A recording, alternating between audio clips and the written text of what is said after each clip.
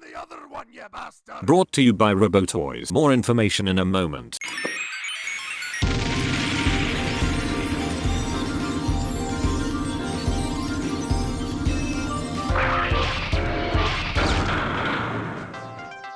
In 2005, Hasbro released a brand new size class for their Cybertron toy line, referred to as Legends of Cybertron. The purpose was to give people pocket change versions of the main cast, and as such, many of these figures featured near identical conversions to their larger counterparts. The line was a resounding success, to the point where it was brought back for the 2007 movie, as well as its sequel 2 years later. From there, it underwent a metamorphosis into the Cyberverse line, taking up both the Legend size and the Scout size, renamed as Legion and Commander respectively. Of course, by now, any remnants of deluxe accurate transformations had disappeared, but in its place was a plethora of simple but infinitely fun original experiences. Then Thrilling 30 rolls around, and what had once been the Scout and Commander classes now took on the Legends mantle. The purpose of these was twofold: to bring that small-scale fun to the Generations line and to scale with the recently released Titan class Metroplex. It was from this lineup that third-party Legends took its inspiration from, first with Iron Factory, then with DX9, and after that, many more. One thing remains consistent, however. From DX9 to Iron Factory to Thrilling 30 to Cyberverse to the original Legends from Cybertron and the first two movies, they all have one thing in common. Regardless of who they're being marketed at, these are desk toys. The purpose of their inception is to provide fun through a simple conversion. They are not chug or masterpiece where display options are taken into consideration, perhaps more these days than ever. And so, we come to today's topic. This matchup isn't just two companies duking it out over which is better.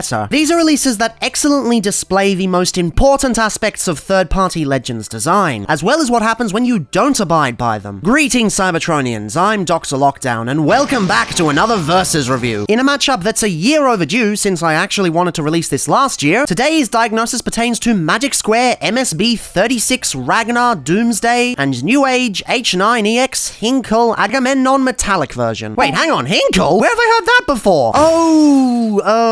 That's really unfortunate. Still nowhere near as bad as Skywarp though. I mean, holy sh**, who the f*** thought that was a good idea? Guess you could say I did not see that coming. Okay, I'll let myself out. Moving on, I'd just like to address a few things about the choices for the matchup first. And no, this time it's not about lost accessories, which is actually a miracle because there's a lot of them. No, it's primarily about how the New Age version is based on the toy likeness, whereas the Magic Square one is based on the toon. I went with alternating homages since I knew I'd be getting both of them in the end. Some may consider this matchup choice invalid since one has the advantage of a luscious silver deco whilst the other does not. As such, I'm going to mention how well the paint is done when it applies, but in terms of who's better, the paint won't go into the argument. Both designs have both variations on the market, so regardless of which one you want to pick, you've got options. Now with that said, going into this one would be right to be concerned about how the guns would be handled. Mega guns are incredibly difficult to engineer, and we've already seen a failure on that front earlier this month. Well, fortunately in Warther P38 mode, both actually do a bang-up job. Now, if memory serves me correct, the New Age version released first, so I think it's fair to start there. Right off the bat, this is pretty decent for a Gunatron. Of course, it has its sacrifices, but considering the size we've got here, it's pretty easy to overlook them. I absolutely adore the gloss finish on the black plastic, something that applies to both toon and toy versions of this mold, which is fortunate. The rib for their pleasure line work is also pretty damn clean, which doesn't seem like much for now, but trust me, you'll see why it's damn cool later. Now, as you slowly move up, one thing does become apparent. It's clear that a bunch of chunks have been roughly smushed into a gun mass. It's not the cleanest gun on the planet, even falling short in comparison to his Legion predecessor. That said, it's not something that really jumps out at you, since the overall profile remains pretty smooth. Yes, you've got exposed hinges here, and if you squint, you can tell the feet are just chilling on the back, but it gets the key parts down to the T. The section under the chassis blends exceptionally well, and the gun barrel is especially well proportioned. It's also fastened on nicely, and I really like the way the masterpiece added a swivel onto it for the transformation. It always felt flimsy as a result. I also adore the scope detail, with enough panel lines to remain subtle whilst still giving a mature feel, if that makes any sense. It probably doesn't, to be honest. I'm fully aware that my gun terminology is fairly lacking. I am not a firearms expert by any stretch of the imagination, for the simple reason that I'm not American. My general point is that this gun mode prioritizes a few key factors such as proportions and major details. They nailed the handle, they nailed the barrel, they nailed the scope. The other stuff they can get away with at the size. And sure, if you were to blow this up to Masterpiece or even Voyager size, it would probably look ugly as shit.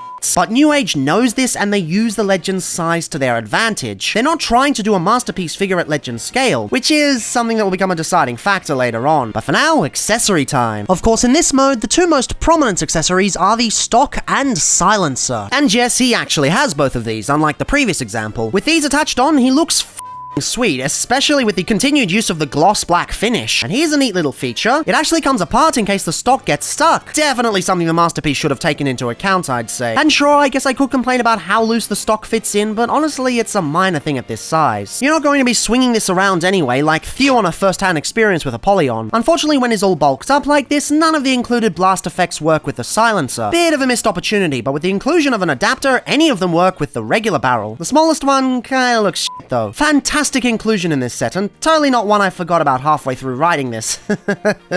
Let me just delete something real quick. You can also plug in an included orange cap for, safety reasons. I guess it works if you're 5 or some shit. Hooray! And on top of that, he also comes with an articulated trigger. It's not spring-loaded, but at this size, I seriously didn't expect him to be. Honestly, what can I say? It's a solid Warther P38. Not much to criticize. Sure, I could nitpick the obvious chunks of robot bits, but the way they fit together is honestly awe-inspiring. In fact, this gun mode looks so realistic that Facebook ended up flagging one of my photo posts for firearm-related content. I sure as shit hope YouTube doesn't do the same with this review. Either way, this mode is an absolute banger, and the few issues he does have are incredibly easy to ignore. Magic Square, however, was the kind of company that would freak out about such blemishes and make sure you didn't have to ignore them, at least back when this figure was released. And let me tell you, this was most definitely a detriment to their designs. These days, they've thankfully eased off on such tendencies, but back then it was all about being as clean as possible. As a result, the Magic Square version is much more cohesive on the surface level, yet oddly, he feels less so under the surface. Like, you take a look at the top section, and there are far fewer chunks from the robot mode folded around. It's much cleaner, and I'd say it works pretty well. They've even got the extra ribbing towards the back, something the New Age version unfortunately omitted for the sake of the robot mode. It's an exceptionally nice touch, but then you draw your attention down to the handle, and what happened here? Yes, there are far fewer hinges on show, but thanks to these oddly placed trapezoidal tabs, he ends up feeling far less cohesive. Plus, the actual segmentation is far more obvious and haphazard, evoking forgotten memories of the classic Ironhide days. I will give them this though, keeping the feet out as a stand for the gun is a really lovely display option. It's absolutely something I'd love to see more gun Megatrons do in the future. Quick question though. Why don't these fold in? Like, if this was an option, I'd be all for it, but as it stands, it's just pure Kibble City. At least the New Age version folded them up neatly into the safety lock, which was a really clever way of incorporating them in a way that doesn't leave the design stuck with unnecessary kibble. Ironically, in spite of using faux parts to get this section across, the Magic Square version ends up looking far messier back here. I know this is a Legends figure, and one of a really difficult character to get right, no less. But even so, this just looks tacky. I'd argue it's not as bad as the trigger section, though. Jesus, what is going on here? Why are there so many exposed hinges and robot bits? How is it that New Age can have their abdomen piece in a far more obtrusive place and yet still end up looking more cohesive? What I don't get is that faux forming is supposed to encourage more cohesive modes. By incorporating a faux part, you're acknowledging that both modes will ultimately look better as a result. This does the exact opposite. The design is worse off with faux parts. Jumping ahead a bit to the fatal flaw of this figure, this is due to one baffling decision, trying to make it as close to MP36 as possible. The designers deliberately wanted to make the transformation at very least heavily inspired by the venerable Masterpiece. Don't get me wrong, the Masterpiece is a fantastic figure, one of the few MPs these days that actually embodies its Masterpiece name. But trying to ham-fist that kind of transformation into a figure this small, what the f***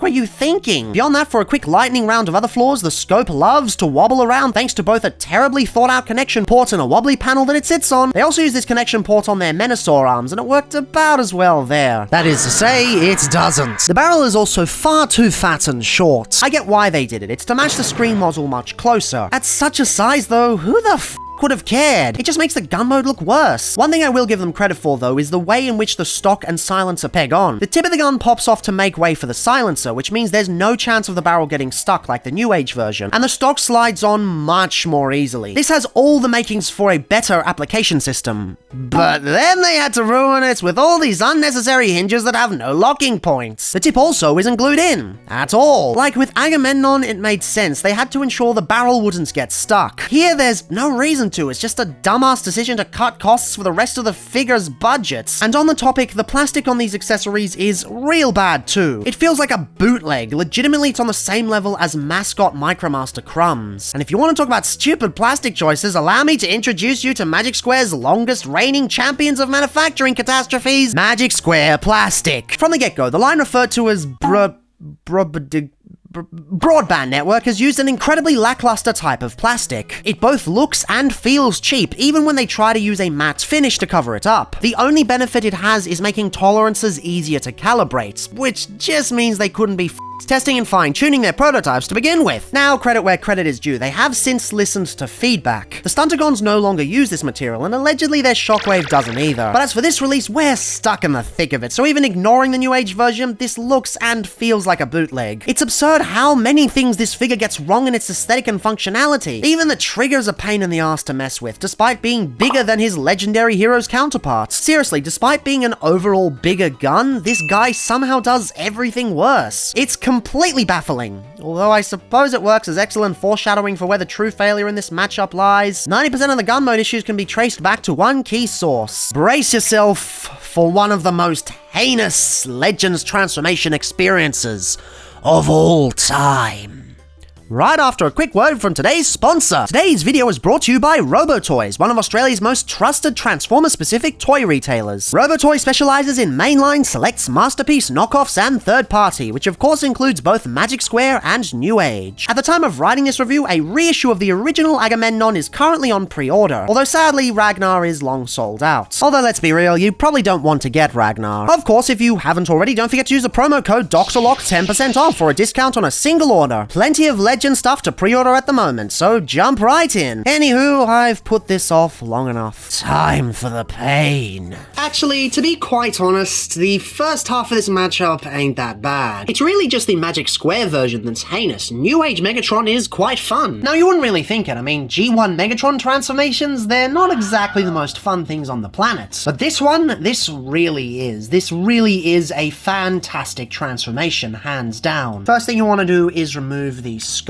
Yeah, it parts forms, but it's weapon parts forming, so I don't really mind that. And believe me, it's much better than the alternative. You want to bring up the side panels here, untab the back section, and the whole thing rotates down like that. Untab that from there, untab the scope section from there, come to the top and open up this panel here, and then this whole section rotates outwards. Then this whole section untabs and rotates out to the side on all of its panels. Then you take the arm and you slot it out there, and both arms are done. Take this section and rotate it 180 degrees and rotate it down. Then these sections rotate down into place and click into the chest sides like that. Each of the shoulders function the same. You fold in these bits on the double hinges and then rotate them back. And then the arms work a little bit differently depending on which one. For the right arm, you pull this out like that. Not a really big fan of the sliding rails. It's my least favorite type of transformation, but well, it's a slight blemish on an otherwise great transformation. Anyway, you bring out this little panel here and the fusion cannon pegs back on. This one's a little bit more complicated. This section rotates downward like that, and then this whole section rotates inward like that. So it all pegs together like so, and this panel clips over the side there, and it's all good. Make sure the fist is in the right position as well. This gun section opens up and rotates to the side. You come to the chest and you bring this whole section and push it through the chest there, and the trigger will slide through an open slot there as you do it. Come around to the front and bring this whole thing forward. Push the tabs in like so. You have to push the whole thing in first, otherwise it's not going to fit. Then once the tabs are all the way in, the abdomen fits in like that. Then you rotate the waist 180 degrees, and here's the thing, there are two different versions of the waist transformation. There's the original and there is the updated version. The updated version you can get on some newer versions of it, or you can get it by purchasing an upgrade kit. So I'll show you how the upgraded version works first. You want to unpeg these leg panels like so and rotate them around 180 degrees. Open up the legs like so, push this section down and around, and it locks into place on the tab there. Push in the bottom of the foot, and this section functions pretty much the same, but there is one difference. You just want to push that bit down as well. Then you come around to the back and fold in these panels. And then this is where most of the differences lie. For the updated chest, you want to push these panels in and rotate them down, as well as push these legs up on these kind of swaying hinges. Then come around to the front, bring out the side panels here, and bring down the underpants. And there we go, the updated panels. Now with the original version of the waist, it's a little bit different. On their first version, the entire waist had much more prominent hinges, so it's a much more simple simple affair. You just separate the entire legs and rotate these hinges out, separate the legs from there and rotate them down, and bring down the hip skirts. Nice and simple, no weird fudging with the waist section at all. And then the rest goes as per usual. I actually prefer this transformation quite a bit. It just feels more Legends. It feels more fitting with the rest of the design. I mean, the updated transformation isn't as bad, but I just don't see much of a reason for it. This is great. Of course, regardless of which version you use, it's not too difficult to do it. Anyway, last but not least, you come around here and you rotate this backpack section into place, and we're good. So simple, so satisfying, and yet unmistakably Megatron. It doesn't sacrifice too much with the aesthetics, and it still delivers something that's fun. It's honestly astonishing what they were able to do with the size. It knows what it's supposed to be, and it delivers, absolutely. It's one of the reasons why I'm not too concerned about their upcoming Optimus Prime. Yes, it's complex, but this is a complex design too. So if they can do Megatron, well, they can really do anything. Magic Square can't do Megatron though, because this is a piece of shit.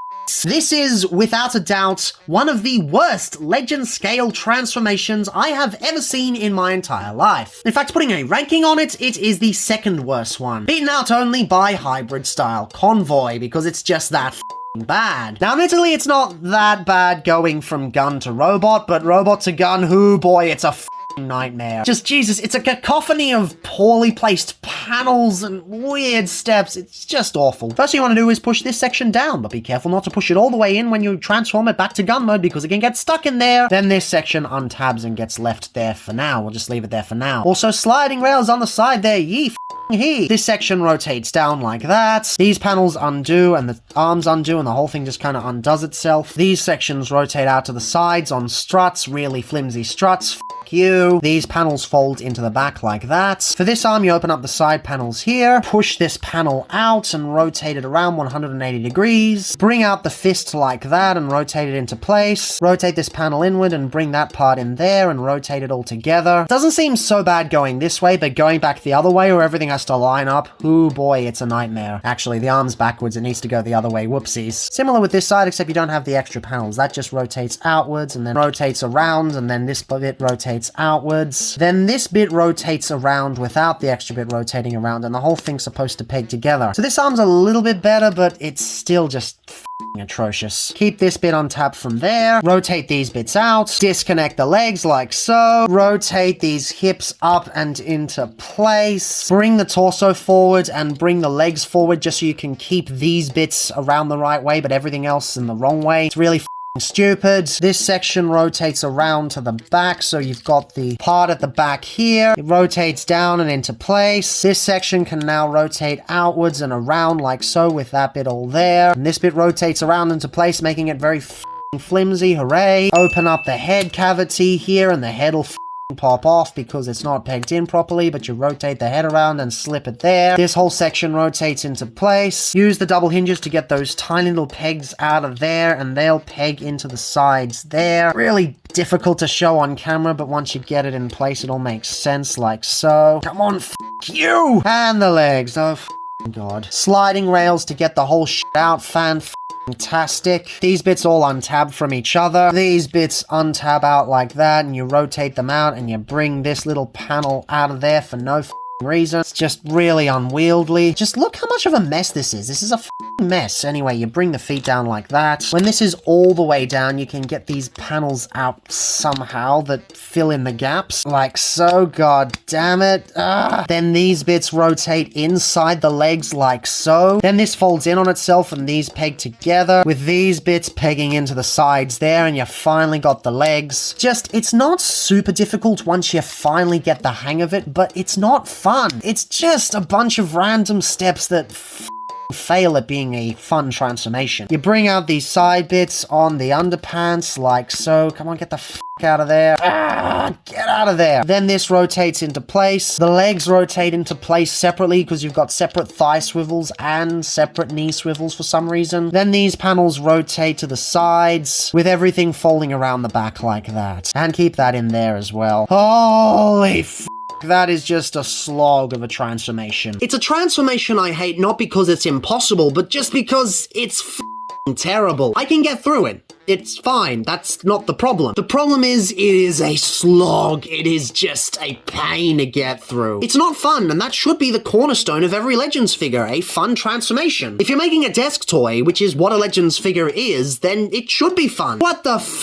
were they thinking? Actually, you know what? Just give us a minute here. We've got to go in depth for this transformation as well, because this is heinous. Again, there's only one Legends transformation that I find to be worse than this. You have to deal with plastic flexing against other pieces, a billion panels with very specific motion required, and a ton of tiny parts that feel super sketchy to move. Now granted, in the years since I originally received this, I have become more used to it, and it's not something I dread doing anymore. Well, I suppose a better phrase than become more used to would be desensitized to, since I still get a little bit angry converting this thing. The comparison to Agamemnon so easily shows why the priorities for this release were f***ed from the beginning. New Age attempts to build a masterful conversion from the ground up, one that works specifically at this scale. Magic Square tries to brute force a masterpiece conversion into the damn thing so the robot mode can look as pristine as possible. And sure, they succeeded, but at what cost? I suppose I should put up the counter, which pretty much tips the balance in New Age's favor, but well, the video must go on. And go on it shall, tackling the robot modes. Right off the bat, New Age's version definitely makes more sacrifices once again to work at the scale. In fact, the robot mode is far more compromised than the gun mode, with the most glaring departure from the screen model being the actual torso. The chest is absolutely on point, not falling into the trappings of being too wide as a result of the transformation. Unfortunately, said transformation causes the midriff section to have some hefty compromises. Turns out Ragnar isn't the only one engaging in trapezoidal nonsense, because this section is pretty weird. The ab section is really small and stands out pretty egregiously from everything around it thanks to the lack of consistent mechanical detail. Other color schemes may end up a bit more cohesive, but it's a sacrifice they've made. I don't consider it a flaw by any means though, considering the excuse I can pull out of my ass for that. But some people might. Haven't seen anyone specifically whinge about this though. Most complaints I see are directed to how thin the legs are. And yes, they are fairly thin. And so is the G1 character model. Don't get me wrong, I adore chunky-shinned Decepticons. It gives them a lower center of gravity and plays into their renegade blue-collar worker look. But even so, this isn't a complaint I get. I do get some of the frustrations with how segmented the red innards are though. Much as I love the red zones, these do seem a bit tacked on. But again, I have the pesky little sign to hold up. Plus, once you move past those two caveats, a whole world of ingenious designs open up. The arms are mind-boggling, reshaping the mass in simple but clever ways. It's panelly, but it works incredibly well. The deco is wonderful, regardless of which version you get. Of course, the toy-styled one is fantastic here, but I've seen the toon-styled one in person and it works just as well. And the head sculpts, Christ, they've nailed it. Of course, I love to go for the mechanical laughter version, but he also comes with a more standard stern face too. I don't feel this works as well, but it's still right on the money in terms of getting his character across. The articulation is also pretty damn good. These days, it might seem average for what the company is capable of, but back then it was really pushing the limits of the entire scale. And he oozes personality in any pose you put him in too. It's the kind of design that just lends itself to dynamic poses. You can even amplify such poses with two sets of alternate hands. They're identical to those found on the Seekers, or rather the Seekers are identical to those found on Agamemnon since he came first. As such, you get two pointing and two open hands. They do a great job getting the character across. Honestly, I wish smaller Masterpiece figures would adopt this alternate hand thing. The old curled fist is fine and all, but this would be a great addition going forward. Beyond those accessories though, he also comes with a few handy dandy armaments. You get the flail that appeared in only one episode yet still gets redone every time a Megatron comes out. It's not articulated or anything of the sort, but again, we have the sign for that. He also comes with a prime killing gun, prime not included. I think I've heard somewhere that it was Blitzwings? I don't know. The paint is done really well, even if it kinda just fades off towards the bottom of the handle. You won't notice that though when it's pegged into his hand. The only thing I wish this thing did was allow for the blast effects to peg in, especially the smallest one. Unfortunately, none of that is possible. You really just get stuck with whatever he has with his fusion cannon, which thankfully looks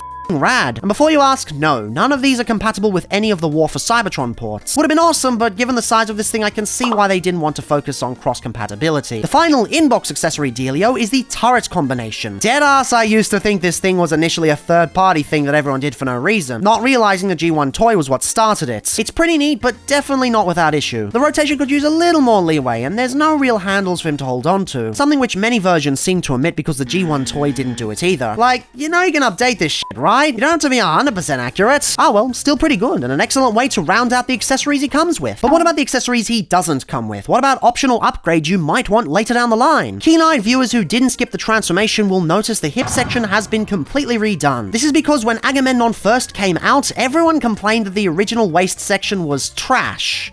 on a Legends figure, where sacrifices had to be made. As such, New Age designed a new waist swivel with a more conventional articulation system. Most versions on the aftermarket will have this upgrade applied, and newer versions will have it installed out of the box, although oddly, re-releases didn't bother to change it. To be honest though, I'm kinda glad for the last part because I kinda prefer the old version. I spent about 1 year with each configuration, and the updated one is a pain in the ass to transform in comparison. It just doesn't gel with everything else, and I'm personally happy to stick with the original design if it means a more simple and satisfying conversion. Either way, this is a pretty damn cool Megatron. You can tell they've made a few sacrifices for the sake of the conversion of the size, but those in no way ruin the overall experience. If nothing else, he oozes character. This doesn't just look like Megatron, it feels like Megatron. But even with all of that, even with everything Agamemnon does right, I think Magic Square does the robot mode far better. Even with the annoying Magic Square plastic that makes the red figures look like classic masterpiece quality, this is a masterful take on the character. From a cursory glance, he doesn't look like he transforms at all. Sure, get up all close and personal and you can see the panel folds and seams, but on the whole one can clearly tell where the priorities lay. Aside from the chest having wide Megatron syndrome, an ailment that affects a bunch of third-party Megatrons that end up using the real chassis instead of a faux chest, the torso is 100% on the money. The abdomen buttons remain intact, even if the paint is a little thin, and the midriff vents are the perfect shape, even if the mechanical detail is a little washed out in this plastic. The legs are thick and powerful, fitting more into the Dreamwave style of things than the Sunbow system, sure, but it works really well here when juxtaposed with the diaper of doom and monolithic wide boy hours up top. It's much cleaner, and for display-oriented collectors, that's going to be a real draw. Although, do hold that thought because we'll get to that in a bit. The only real part that falls short is the head sculpt. Don't get me wrong, it's adequate, but it's got that sort of squinted eyes and weirdly proportioned mouth combo that's the hallmark of a bad third-party face. It just doesn't feel like it's pulling the same weight as the rest of the body. Fortunately, the articulation most certainly is, feeling effortless in its execution. If we're comparing these two on articulation alone, Magic Square wins hands down. Even with some oddities like 2 thigh swivels for the purpose of transformation. Feels hella weird, but I get it. Moving on to accessories, oh boy, we have a lot to get through. First off, the silencer and stock do the same thing as the New Age version. I do admit, it's nice that it goes through a bit of extra conversion, and it holds together much more solidly, but did it have to come at the cost of the Warther mode solidity? Also, you can't leave the fusion cannon off in this configuration. It has to peg in for this thing to work. And once again, no handles. Am I seriously the only one who thinks this should be a thing?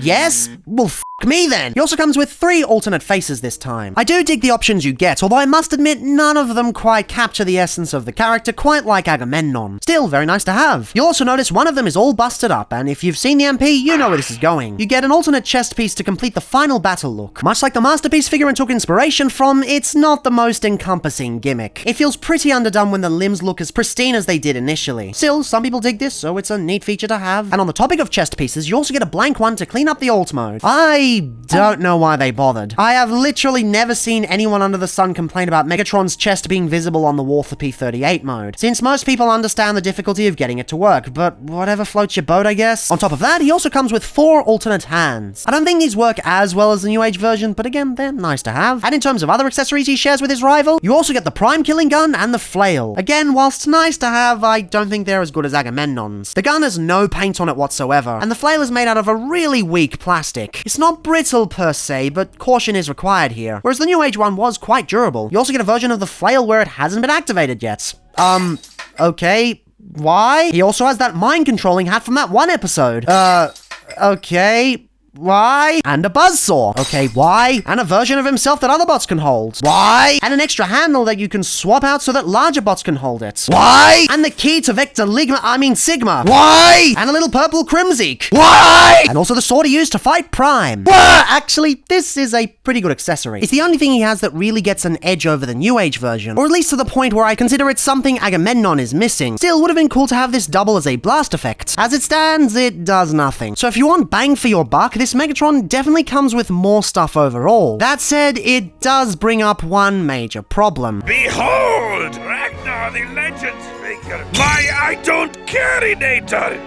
Because I don't care. Seriously, ease off on the pack-in bits. You really think people are going to care about your virtual reality headset? It's not the amount of accessories that I take issue with, it's that they don't add much to the play pattern. Last review before it got cancelled was supposed to be Iron Factory, Chaos Raven, and this is a great example of accessory interactability. Each piece combines with the other to form multiple weapon combinations, and they all feel like they add to the price point rather than take away from it. This is Legends at its core, fun factor. So, sounds like a good idea, right? Yeah, that shit. What collectors really need is a bag of useless garbage that probably won't ever get used, because that's what all the other companies are doing, and Legends is masterpiece, am I right, guys? Ragnar is essentially doing what MP52 did, packing in a ridiculous amount of accessories that nobody really gives a shit about. Amongst the few who actually like MP52, I never see people utilizing the accessories, with the exception of some of the Twitter photographers whose job it is to make exceptional toy galleries. As far as the average consumers/fans were concerned, they stuck with the basics and moved on. Whilst Takara focused so heavily on the accessories, they neglected the engineering and ended up creating a truly heinous conversion process. Sound familiar? Granted, with Starscream there was also the issue of the accessories inflating the price, as well as the glaring omission of some staple inclusions. Ragnar here doesn't have either of those issues. The price still feels worth it for what you get and is not particularly lacking anything crazy. That being said, although he has more, I think Agamemnon has the better selection. You end up getting way more play value out of the blast effects than anything from this pile of useless tiny plastic pieces. Ragnar's accessories are basically more useless than NFTs. Actually, no, scratch that. Nothing is more useless to society as NFTs. But with all my frustrations with that, the accessories that is, not the NFTs, even though I have a hate boner for them, I still ultimately have to pit the two against each other on their own base merits. And if I'm doing that, I still think Magic Square wins out in the robot mode. If I'm being honest, I think I prefer the New Age one thanks to my toy color bias and the superior head. But given these two are separate versions, I have to take the paint out of the matchup. On the simple basis of proportions, mechanical detail, and articulation, Magic Square wins in all three categories. He may be bogged down with useless accessories, plastic that I'm glad they've stopped using, and that weird thing where the head's not properly locked in, but even with all those issues, he demolishes Agamemnon in robot mode. But is he really worth it in the end? What Ragnar is doing is very similar to Toy World Freedom Leader. That toy was designed in robot mode first, ripping the screen model straight from 3-Zero's design, which of course they got really angry about, and figured out the vehicle mode from that. As a result, the transformation is incredibly frustrating at times, and the vehicle mode is less than ideal. But that's okay, this is a display piece first and foremost. The transformation is secondary to the robot mode design, and a lot of people are looking for that. Magic Square has done the exact same thing here, and with any other scale that would have been perfectly fine. Except this is Legend scale. I constantly see other reviewers, which I won't mention by name, taking issue with screen accuracy and scale within the Legends portion of the third-party niche, and honestly, I think they're missing the point. As someone who's been with this system of play since the beginning, I can confirm one thing. Third-party Legends fans aren't interested in display options to the level that Chug and Masterpiece fans are. The primary purpose of a Legends figure is to be a fun play piece. The painting, sculpting, and engineering all exist in service of that. By sacrificing 2/3 of the design for the sake of the robot mode, you're essentially up the fundamental of this entire system to begin with. Legends is at its best when it prioritizes the conversion experience, because at the end of the day, these are desk toys. You take them into the office and mess around with them to pass the time. Display options aren't really the main focus here, and the only people who insist it are those who primarily collect Masterpiece and Chug. And that's not to say this is indicative of both companies' track records. New Age has proven it can fall into the trappings of excessive robot mode accuracy recently, and Magic Square has shown immense maturity in the design of its Menasor. It does, however, show what happens when a company does and doesn't understand the assignment at hand. Legends toys are play pieces, not display pieces. And that's what myself and most fans love about the line. If companies forget this and try to apply the wrong engineering ideology, well, things get pretty quickly. And with that, I think we can pretty easily discern which of these wins out in the end. New Age crafts a masterful release that has certain sacrifices in certain areas for sure, but has a much greater understanding of the full picture. In the end, it is fun to mess with, and that should be the priority of a Legends figure, third party or otherwise. Conversely, Magic Square misses the mark entirely and delivers a figure that I can't in good conscience recommend. It looks fantastic in robot mode, sure, but with everything else, is it worth it? I don't think so. If you're a third-party Legends collector, then chances are display options aren't the most important thing you'd want from this. And Ragnar really only caters to people who are obsessed with that category. Had this figure been a Voyager or a Leader or a Masterpiece, that transformation would have worked perfectly, but on a Legends figure, it's heinous. It's one that I don't want to go through again. In fact, at the time of recording, I still have to film it, which means, oh god, I gotta do it again. Point is, it's a Legends figure that's not aimed at Legends collectors, and that's a problem. That being said, I can't say it hasn't been fun watching Magic Square and New Age duke it out. In fact, it'll likely remain that way for well into the future because they've both got some fantastic releases on the horizon, and I'm eager to see how they'll turn out. But for the time being, it's time to put this marathon to rest. It's been a wild ride, but I'm glad I was finally able to do the December idea justice this time. So until next year, catch you later. Okay, we good? Okay, we good. Time to get going. I don't think we should do that. What the f*** you talking about? Wait, you don't know what's going on outside? No, of course I don't. What are you talking about? Okay, I guess I'll have to show you.